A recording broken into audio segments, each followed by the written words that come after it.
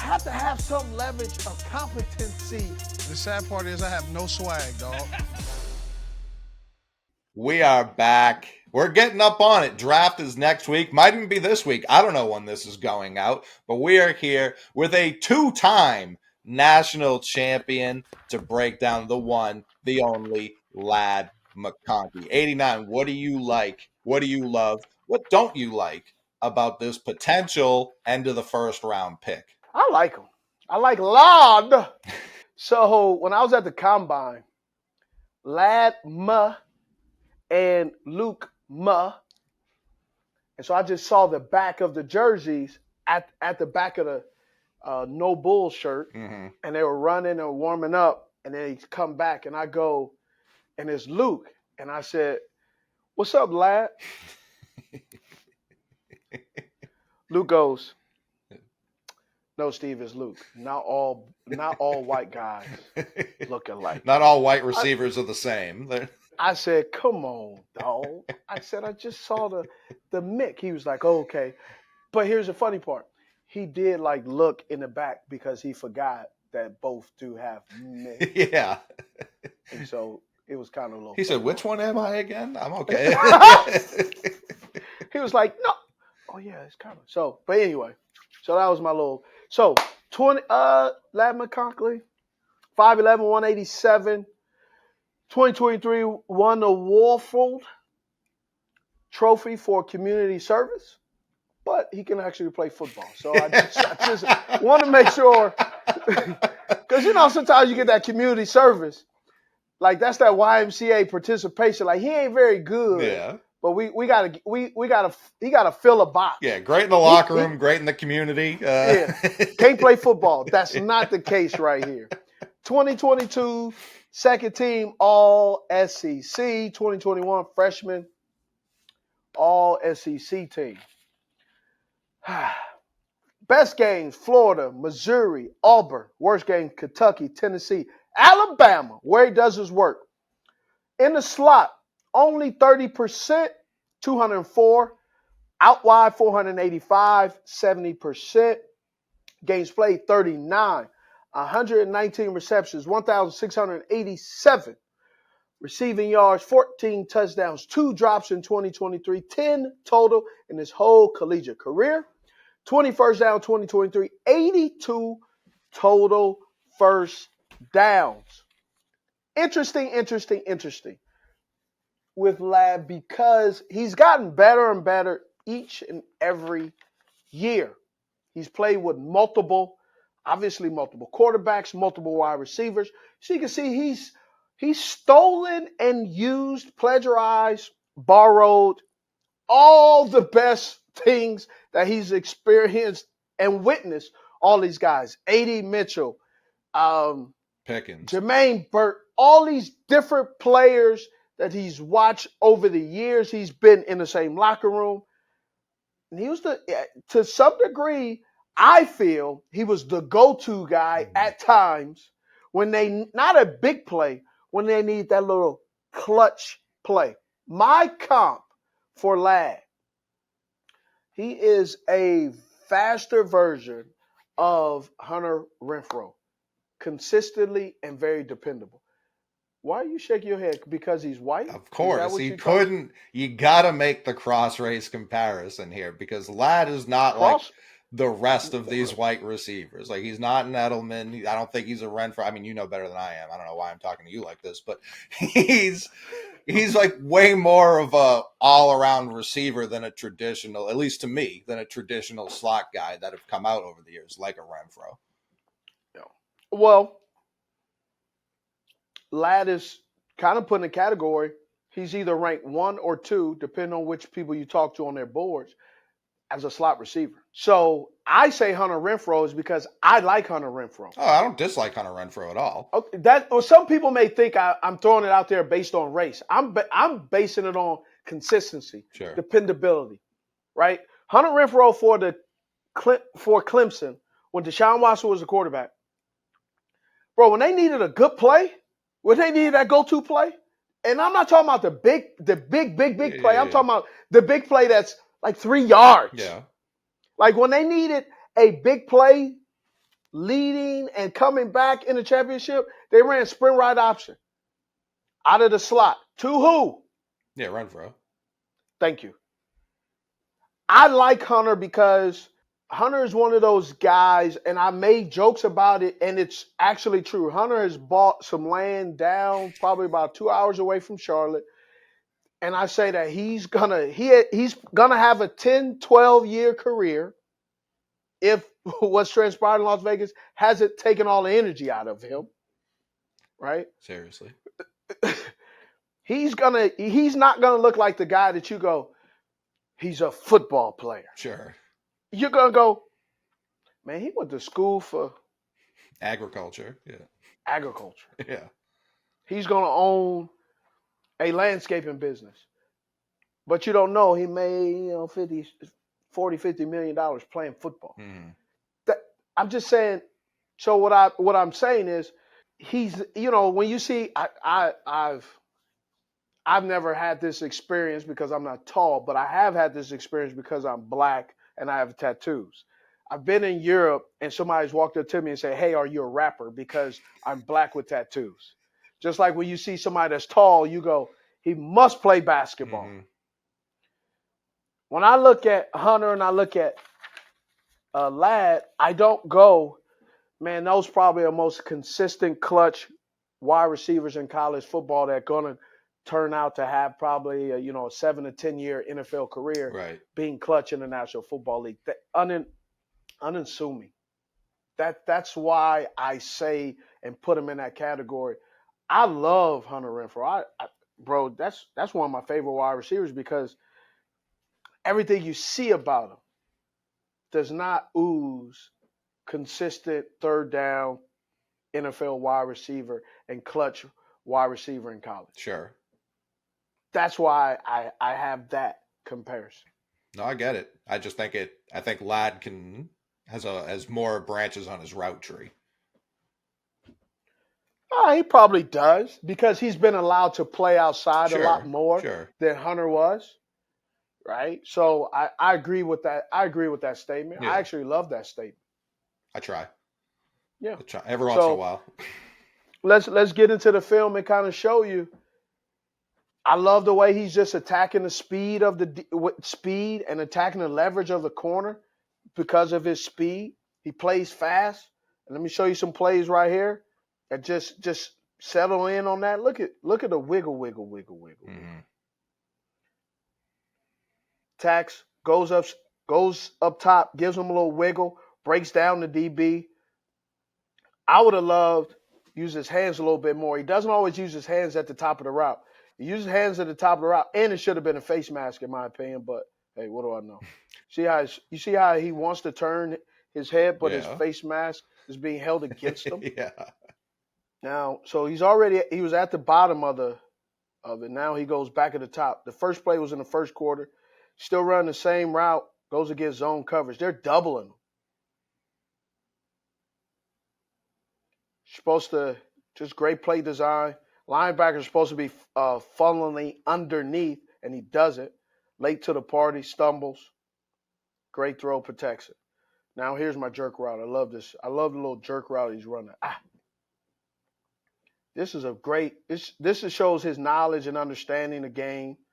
Does a little jerk route. Wish a little bit patient. Get the defender to come towards him a little bit more, but he doesn't. And because he does that, he has to get skinny. Uses his shoulder, not his arm. He uses it at the end because he has to. Goes and then just gets after it. Pretty good run after the catch as well. Let's play that through.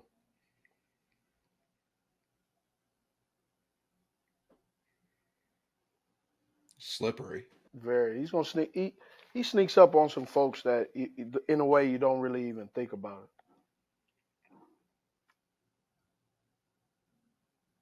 Settling in the zone, gets going. Pretty good. I don't know what this corner was doing. See, he uses a swim, but he kind of stops. Right. Want to follow through a little bit more. If he followed through a little bit more, I think he could throw the corner off a little bit better. And the corner's not on him as much. Great ball placement. Good play. He went to work on Florida a little bit. Love this release. Runs a great indicator step. Looks at the corner. When he looks at the corner, that just puts that corner in a bind where the corner has to now believe that he's going to straighten up, Yeah. and he does it. Runs completely away from him, catches it, stops on the dime, gives him some change, looks at him, probably calls him something, and then runs it away. I know he called him something. When you make a play like that, you got to talk message to folks. Condensed formation, recognizes the zone, sees he's going to get hit, gets the first down. In a bunch. Okay, here we go. Look at that. Doesn't make a business decision. Goes up with authority. Catches the football. Oh, safety made a business decision. I don't know what was going on there. Yeah. Number 8 was chasing him the whole time. Look. I don't know who number 8 is. I didn't look him up. But you're going to have to do better than that, dog. Stop on down and gave him some change, dog. Look at that. Crazy body control. Look at this. Comes up, corner, got him. No, you don't. Watch how the corner gets up. You miss a tackle like this, I need a little bit more energy out of you after you. Watch this. Boom. But here's the guy let me point out. Look at the pursuing defender off to the right. Mm-hmm. He has every opportunity. You can come in, bomb, right? Watch how he tries to arm tackle, almost tries to hug him. Look at this. Took his own man out. And I'm bringing this play up because Alabama was actually one of his worst games, right? Statistically. I think this was his first game back from injury, if I remember correctly. And that means what to me? Well, I'm saying if it was his worst game, I don't know that he played in the playoffs at 100% this year. Is more what I'm saying. Yeah. But here's your problem though. In the playoffs, who is 100%? Sure, I get that part of it too. I'm mentioning all of that is because I've heard and seen people talk about guys aren't 100%. This guy played hurt. That guy he wasn't this. He wasn't that. He was here. When I look at all this tape, this tape doesn't come with asterisks and explanations on why it's the eye in the sky doesn't lie, but it also doesn't give a description. You win or lose. That's it. Oh, my hamstring was tight. Well, you okay. If your hamstring tight, don't play. Well, that's more what I'm saying. If he was on a team that wasn't competing for a national championship, is even playing in that game. And it's also not like we're working off 1 year of film with him. It's not like Leggett, who we only had 1 year to really base this draft opinion off of because of the previous 4 years. He just wasn't getting a lot of tick. With McConkey, it's like, all right, we know what he does at full health. The reason I say it is with him, it's not the whole picture. It's not, he's dealing with this, he's dealing with that. It's not an excuse. It's just like, this is his worst game. Yeah, he was probably coming back from injury. And if he was on a worse team, it's probably not playing at all. No, I love what you're saying. I'm kind of just saying it because, I've heard all these players in there, this guy was hurt, that guy was hurt. Sure. The third receiver from Washington, great kid. He's the best. Got hurt, missed a ton of games. That impacts your evaluation. Big time. We want to see you play through injury. But if that injury limits you to where you can't play the way you need to play and impact the game, it does more harm than good. Big time. For sure. So you hear, are you hurt or injured? If you're hurt, you could play through hurt. Injuries are hard to play through. And so you got to make sure that injury isn't limiting your performance. Hurting the team. Yes. And hurting you. Oh, big time, yeah. Yeah. All right, let's go ahead and play. But I like this play against against Alabama. It's really good. Now the throw isn't great, right? But just watch how he goes about his business. Goes down, gives him the speed, corners running, flips the hips of the corner. But what he comes out tight. When he comes out tight, the corner comes out wide. And that's what allows him to get that space. It's a good route. And he was talking to him again. Last play, sets up the safety. Zone coverage, it's zone coverage. Keeps his speed going. Safety now looks at the corner, looks at the receiver, puts his hand up, comes all the way back. Incomplete pass. Just showing his activeness in there. Ladd, consistent, very consistent player. I believe that he's gonna play outside some. He'll play outside some. Looking at my notes on my remarkable. Could play outside, however, slot position will be his primary position. He is 1 or 2 on the board, on most draft boards as a slot receiver. Runs everything full speed. The only difference, I think he doesn't have as good enough timing on the outside like he does in the slot, and that's why I believe playing in the slot is primarily where he's going to do his work initially, and he's going to have to learn how to fight through at the top of the route because he will be playing stronger defenders like linebackers who are going to see his speed, and the first thing they're going to do is they want to grab. Sure. So when they want to grab, he's going to have to be able to fight off and anticipate the grabbing, pushing, chicken wing, however you can get open, son. But he knows how to get open. I like the kid. What do you think about him, Coley? Just a little breakdown on what he presents to the whomever drafts Ladd. The team I've seen him go to the most is the Chiefs, and I just can't stop thinking about how horrifying that would be because I do believe in Ladd, and I always find myself believing in teams who not just come from championship pedigree at this level, but were part of the reason they were championship. Like you were saying with Hunter Renfrow, I also believe in Hunter Renfrow, not as much as McConkey. I do think McConkey has a little bit more speed, a little bit better hands, a little bit more versatility all over the field than Renfrow. But the way Renfrow produced at Clemson, like we were talking about earlier, the way he was able to get open, that translates directly to the NFL. I know that as well as anyone watching Amendola, watching Troy Brown, watching Julian Edelman, those kind of players, and that quick release. Teams want quarterbacks to get the ball out of their hand faster and faster. Edges are getting faster and faster.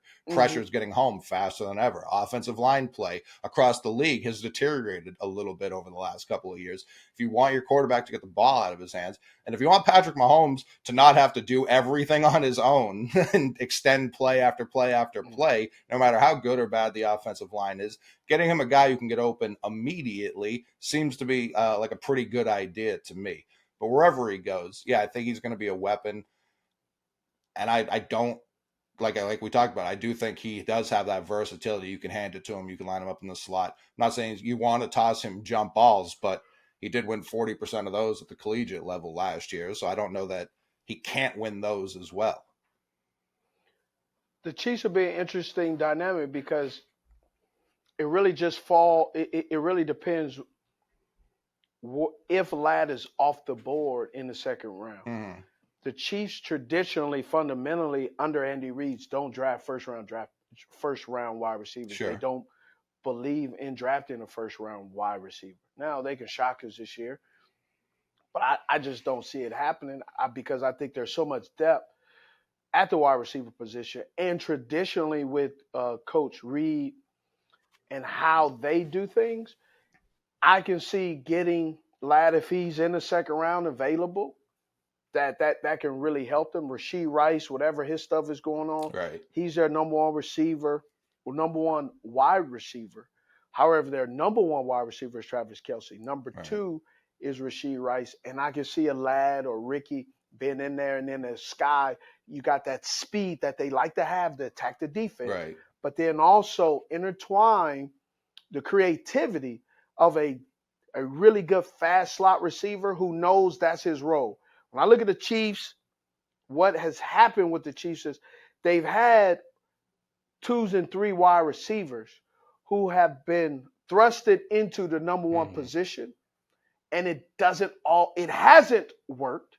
Second round pick Rashee Rice last year at SMU developed and look what he's done. He's been a guy consistently at the end of the season in the red zone. He's been a guy that they can Patrick Mahomes is counting on, leaned on, and looks for. So I see if Ladd is there in that second round, if he lasts that long, not sure he will. I think he can do. I think he can help a team like the Kansas City Chiefs. Hell, I think he can help a lot of teams For sure. Yeah. just because his speed, the way he runs his routes, his timing, and his consistency. Right? I think this year's class is so complex because you have athleticism, but not consistency. Then you have some guys like Ladd who are consistently improving, but they aren't as athletic as some of the other guys that are ranked up there. So it's a yin and a yang, a gift and a curse. And even what you were saying with the Chiefs not typically taking a wide receiver in the first round, I do think it's interesting that you point out most teams have him as wide receiver 1 as a slot receiver. So, yeah, I do think that makes it interesting. It's like, yeah, we're not getting Marvin Harrison or Rome or Malik, but well, they're picking. Sure, no, but I'm saying they're always picking at the end of the first round, so they don't get the pick of the top overall receiver, but the top slot receiver could be sitting there for them. That might change their calculation a bit. Yeah, it could be. I just don't know how it's going to work out because they still got some other pieces. They still got a corner. Sure, yeah. That they have to replace because they lost Sneak and Ball. Definitely. Right? And yeah, the calculations also, do we Tranquil, they lost Tranquil, so they lost Tranquil, who was a heck of a football player for them as well, that came from the Chargers, and the Chargers are reeling from losing him. And then he goes to the Chiefs. So I find that interesting. And this is the part about the draft that I'm loving. Let's wrap this up. But man, I love Ladd McConkey. He could play. Crafty, sneaky, good, consistent wide receiver, and love to see where he's going to end up.